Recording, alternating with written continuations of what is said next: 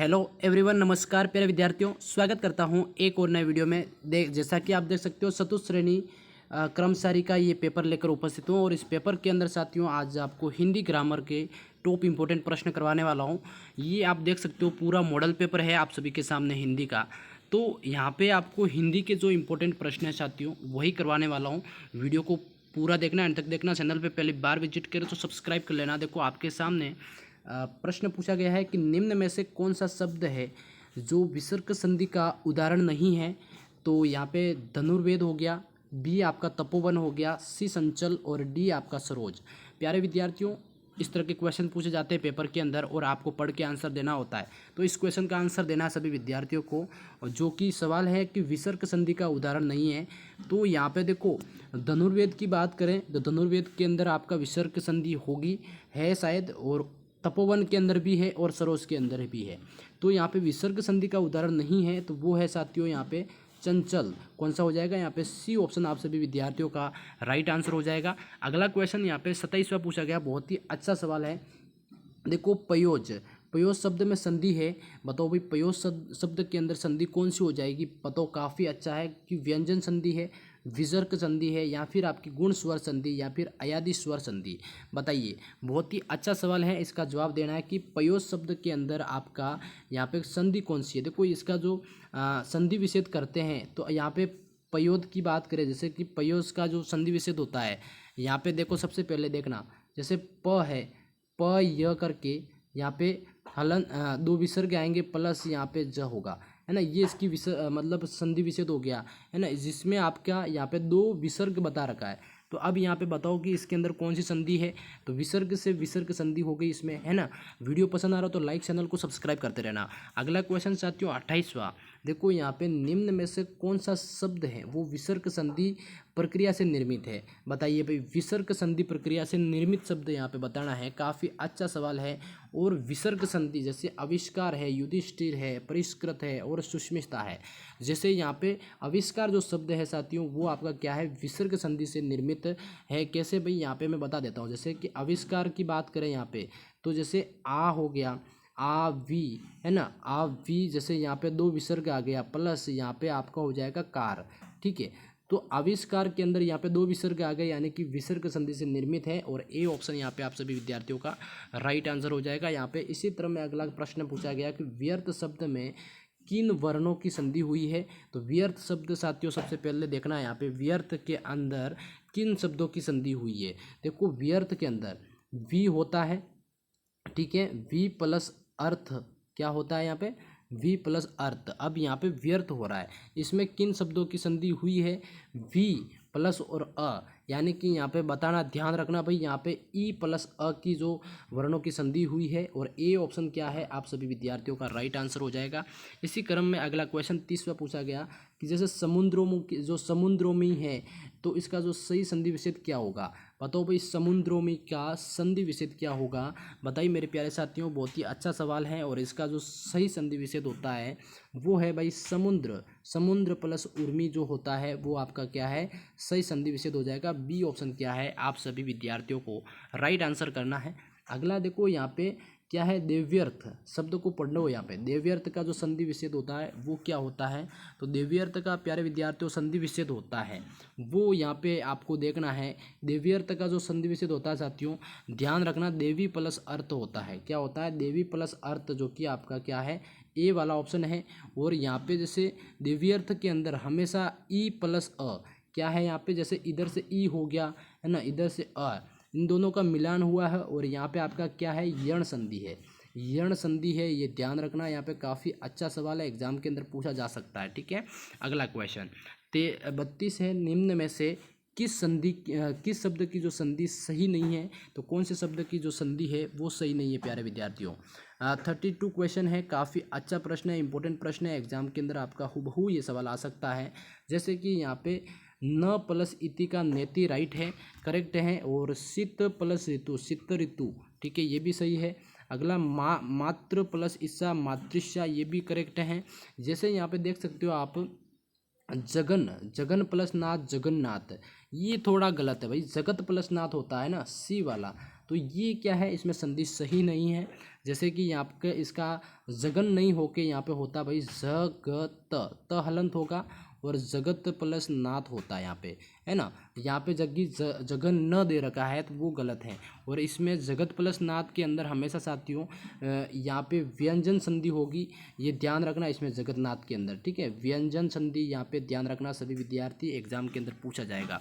अगला क्वेश्चन साथियों यहाँ पे 33वां है कि निम्न में से दीर्घ संधि किस विकल्प में नहीं है। तो दीर्घ संधि साथियों कौन से विकल्प में नहीं है, देखो सूर्यूर्मी, ठीक है, और गिरीश और देहातीत और वागीश्वरी।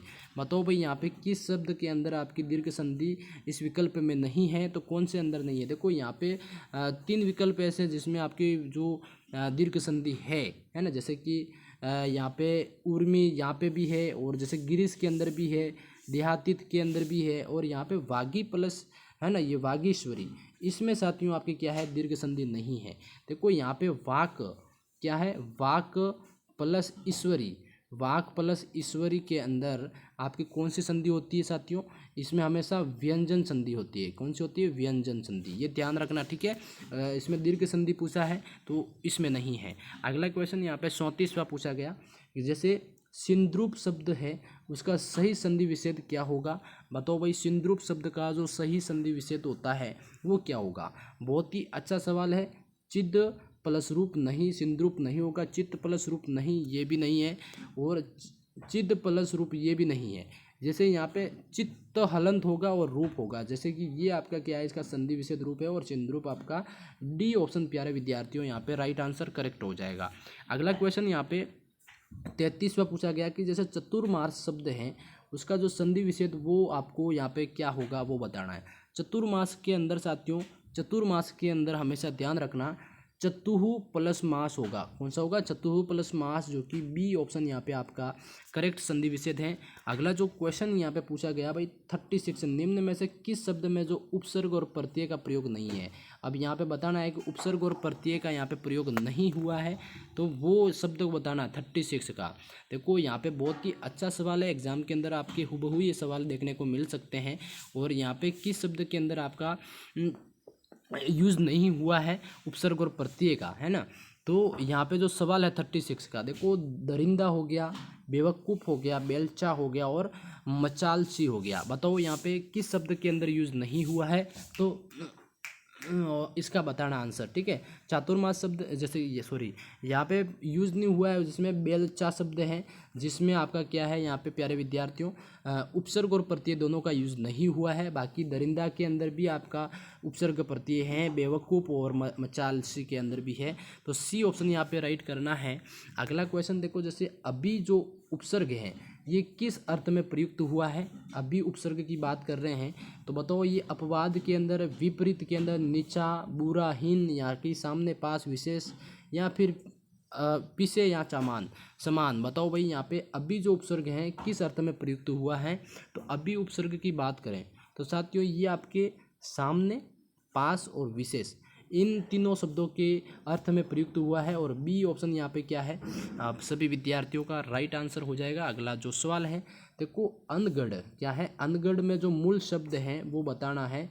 अनगढ़ के अंदर जो मूल शब्द है साथियों वो क्या होगा, बताओ। काफ़ी अच्छा सवाल है। जैसे अनहलंत हो गया, अगढ़ हो गया, अन हो गया और गढ़ हो गया। साथियों यहाँ पे अनगढ़ की बात करें तो इसमें मूल शब्द हमेशा गढ़ होता है। कौन सा होता है, गढ़, जी, सी ऑप्शन यहाँ पे आपका राइट आंसर हो जाएगा। अगला जो सवाल है अपना 39वां, किस शब्द में प्रत्यय का प्रयोग हुआ है। प्रत्यय साथियों बताओ जल्दी से, प्रत्यय कौन सा है यहाँ पे, है ना। जैसे विकास हो गया, विफल हो गया, धनिक हो गया और विकल हो गया। उपसर्ग हमेशा आगे लगता है और प्रत्यय हमेशा आपका क्या प्यारे विद्यार्थियों पीछे लगता है। और यहाँ पे प्रत्यय का जो प्रयोग हुआ है धनिक के अंदर साथियों, धनिक के अंदर साथियों यहाँ पे कौन सी प्रत्यय है, हमेशा याद रखना इक प्रत्यय है। कौन सी है, इक प्रत्यय। इसमें सी ऑप्शन यहाँ पे करेक्ट हो जाएगा आपका। अगला जो सवाल प्यारे विद्यार्थियों पूछा गया बहुत ही अच्छा, किस शब्द में ल प्रत्यय नहीं है। तो ल प्रत्यय प्यारे विद्यार्थियों किस शब्द के नहीं है, बताओ। देखो मंजू प्लस ल मंजुल के अंदर भी है ना, प्रयुक्त है। और श्याम प्लस ल श्याम के अंदर भी है। वत्स प्लस ल इसमें भी ल प्रत्यय है। और अमल के अंदर नहीं है साथियों। अमल जो एक ऐसा शब्द है जिसके अंदर मूल शब्द है और इसमें ल आपका नहीं है, ये ध्यान रखना। इसमें हमेशा जो ल प्रत्यय नहीं है, और इसमें आपका उपसर्ग की बात करें तो उपसर्ग यहाँ पे कौन सा हो जाएगा साथियों, अ उपसर्ग है। कौन सा है यहाँ पे, अ उपसर्ग है। ठीक है, बिल्कुल अच्छा सवाल एग्जाम के अंदर पूछा जा सकता है कि किस शब्द में उपसर्ग और प्रत्यय दोनों प्रयुक्त हुए हैं। तो कौन से शब्द के अंदर जो उपसर्ग और प्रत्यय दोनों प्रयुक्त हुए हैं, बताओ जल्दी से। विद्वता और कुसुमित या फिर आर्थिक या फिर आधिपत्य, बताइए जल्दी से, इंपॉर्टेंट प्रश्न है। देखो बहुत ही अच्छा सवाल है और इसमें मैं बताऊंगा उपसर्ग और प्रत्यय कैसे प्रयुक्त हुए हैं। जैसे यहाँ पे व्याख्या करते हैं आदि। आदि की बात करें साथियों, यहाँ पे जैसे आदि के अंदर अधि जो उपसर्ग है, क्या है, अधि जो शब्द है वो आपका क्या है, उपसर्ग है। ठीक है, और जो पत्य के अंदर साथियों जो य है, क्या है, ये पत्य के अंदर य है वो आपका क्या है, प्रत्यय है। ठीक है, ये ध्यान रखना। इस और अधिपत्य के अंदर साथियों उपसर्ग और प्रत्यय दोनों इसमें प्रयुक्त है, और डी ऑप्शन क्या है आप सभी का राइट आंसर हो जाएगा। ठीक है, अगला जो क्वेश्चन है अपना कि पुरुषवाचक सर्वनाम का उदाहरण बताना है। तो पुरुषवाचक सर्वनाम का उदाहरण यहाँ पे क्या होगा भाई, उसका, कोई, कौन, जो। अब बताओ पुरुषवाचक सर्वनाम का यहाँ पे उदाहरण क्या है, कौन सा हो जाएगा। तो यहाँ पे साथियों जो उसका है, यानी कि ए ऑप्शन जो है आपका ये है पुरुषवाचक सर्वनाम का उदाहरण। ठीक है, समझ गए सारे विद्यार्थी। अगला क्वेश्चन 43 का, देखो निम्न में से सर्वनाम शब्द यहाँ पे बताना है। नींद है, सफाई है, कौन है और रोग। आप बताइए, फटाफट बताइए, सर्वनाम शब्द है वो कौन सा है यहाँ पे, है ना। 43 क्वेश्चन की बात कर रहे हैं और यहाँ पे शब्द बताना है ना। तो 43 का जो आंसर है भाई, यहाँ पे सर्वनाम शब्द है वो आपका यहाँ पे कौन वाला जो शब्द है ये आपका सर्वनाम शब्द हो जाएगा। सी ऑप्शन सभी विद्यार्थियों को लॉक करना है। देखो वीडियो पसंद आ रहा है तो लाइक, चैनल को सब्सक्राइब करते रहना। और अगला क्वेश्चन है तू, तुम, आप, मतलब ये आदि हिंदी में कौन से पुरुषवाचक सर्वनाम है। तो बताइए भाई, उत्तम पुरुषवाचक है या अन्य पुरुषवाचक या फिर मध्यम पुरुषवाचक या इनमें से कोई नहीं। बताइए, फटाफट आंसर बताना है सभी विद्यार्थियों को। तो तू और तुम और आप, ये जो शब्द हैं साथियों ये कौन से पुरुषवाचक सर्वनाम है, ये जल्दी से फटाफट सभी विद्यार्थियों को यहाँ पे देना है आंसर। और इसका जो करेक्ट है जो आंसर होगा 44 का साथियों, सभी विद्यार्थी यहाँ पे मध्यम पुरुष करेंगे। और सी ऑप्शन क्या है आप सभी विद्यार्थियों का करेक्ट आंसर हो जाएगा। बहुत ही अच्छा सवाल है। अगला जो 45वां सवाल है कि किस विकल्प के सभी शब्द हैं वो क्रिया से बनी जो भाववाचक संज्ञा है। हाँ जी, बताइए, क्रिया से बनी भाववाचक संज्ञा की बात कर रहे हैं यहाँ पे, है ना। तो आंसर देना सभी विद्यार्थियों, क्रिया से बनी जो भाववाचक संज्ञा है यहाँ पे भाई देखो, एक तो पढ़ाई है ना और लिखावट, ये दो जो शब्द हैं जो विकल्प हैं जिसके अंदर क्रिया से बनी भाववाचक संज्ञा है। और बी ऑप्शन क्या है मेरे स्टूडेंट्स, यहाँ पे सभी का राइट आंसर हो जाएगा। ठीक है, अगला सवाल देखो, बाढ़ के समान जो दिशाहीन वाक्यांश है उसमें रेखांकित पद बताना है। बहुत ही अच्छा सवाल है भाई। जो बाढ़ जो शब्द है इसमें रेखांकित शब्द है, जैसे अंडरलाइन कर रखा है यहाँ पे, है ना।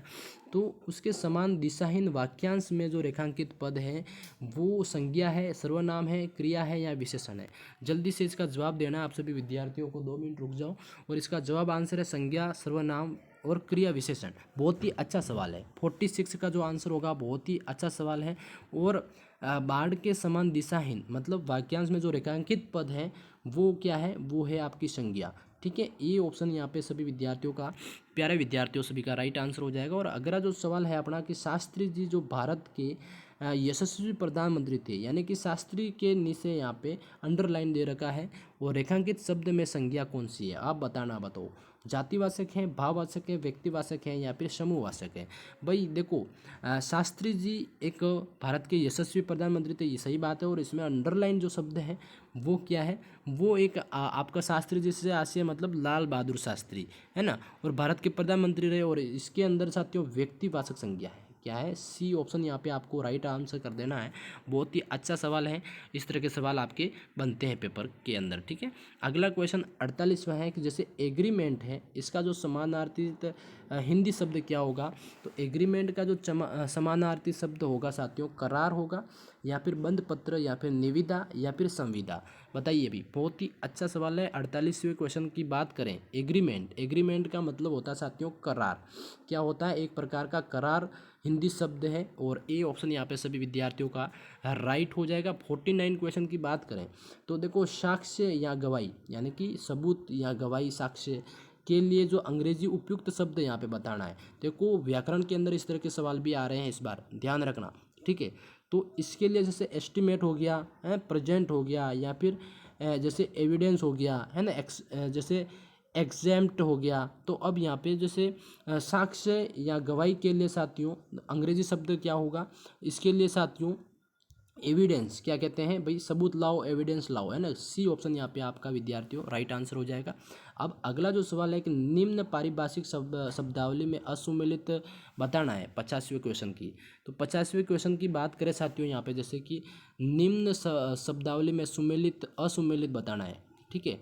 जैसे एबिलिटी है ना, योग्यता हो गया, है ना। जैसे एसएसडी जैसे आपका हो गया, जैसे इंग्लिश थोड़ी कम आती है समझ लेना, प्रगति हो गया, है ना। एन्यूटी हो गया यानी कि वार्षिकी हो गया। अब यहाँ पे 50वें अगला जो क्वेश्चन है आपका, अगला जो ऑप्शन है आपका, इसको समझना, ठीक है। उसमें से राइट नहीं है। जैसे यहाँ पे, हाँ, जैसे यहाँ पे आपका डी जो ऑप्शन है प्यारे विद्यार्थियों, असुमेलित बताना। एडल्ट का मतलब तदर्थ्य, यानी कि एडल्ट का मतलब होता है साथियों यहाँ पे वयस्क। क्या होता है? वयस्क मतलब होता है। और एडल्ट का यहाँ पे इन्होंने दे रखा है तदर्थ, मतलब ये गलत है, असुमेलित है, ठीक है। तो डी ऑप्शन यहाँ पे आप सभी विद्यार्थियों का क्या है? राइट आंसर हो जाएगा। अगला जो 51 वाला क्वेश्चन है कि निम्न पारिभाषिक शब्दावली में असुमेलित यहाँ पे बताइए। तो जैसे बालोट हो गया, पाबंद हो गया, जैसे बोनस हो गया, जैसे अधिलाभांश हो गया, है ना। जैसे ब्यूरेई हो गया, जैसे नौकरशाही हो गया, ब्राइड का मतलब हो गया रिश्वत हो गया। अब यहाँ पे जैसे शब्दावली है, इसका जो असुमेलित यहाँ पे जो शब्द है वो बताना है। काफ़ी अच्छा सवाल है। जैसे ब्यूरेई का मतलब होता है साथियों यहाँ पे नौकरशाही नहीं होता है, इसका मतलब होता है यहाँ पे, ध्यान रखना, कार्यालय। क्या होता है यहाँ पे? कार्यालय यहाँ पे आंसर होता है, ठीक है। कार्यालय होता है, नौकरशाही यहाँ पे गलत है। और ये असुमेलित शब्द कौन सा हो जाएगा यहाँ पे? सी वाला, ठीक है। तो यहाँ पे सी ऑप्शन प्यारे विद्यार्थियों आप सभी का राइट आंसर हो जाएगा। अगला जो 52 वाला सवाल है कि निम्न पारिभाषिक शब्दावली में असुमेलित बताना है। जैसे निम्न पारिभाषिक शब्दावली में से असुमेलित, जैसे केस हो गया, संवर्ग हो गया, है ना, और केस हो गया, जैसे उपकार हो गया, कम्युनिकेशन का मतलब होता है संसार, और आपका कोमी यूनिक का मतलब होता है जैसे कि विज्ञप्ति। अब बताओ यहाँ पे भाई असुमेलित युग में इसमें भी बताना है, तो यहाँ पे करेक्ट आंसर क्या होगा बताइए? बहुत ही अच्छा सवाल है। और यहाँ पे जैसे जैसे केस जो होता है इसमें जैसे कि केस जैसे धन वगैरह वगैरह होता है, जैसे उसकी बात हो रही है ना।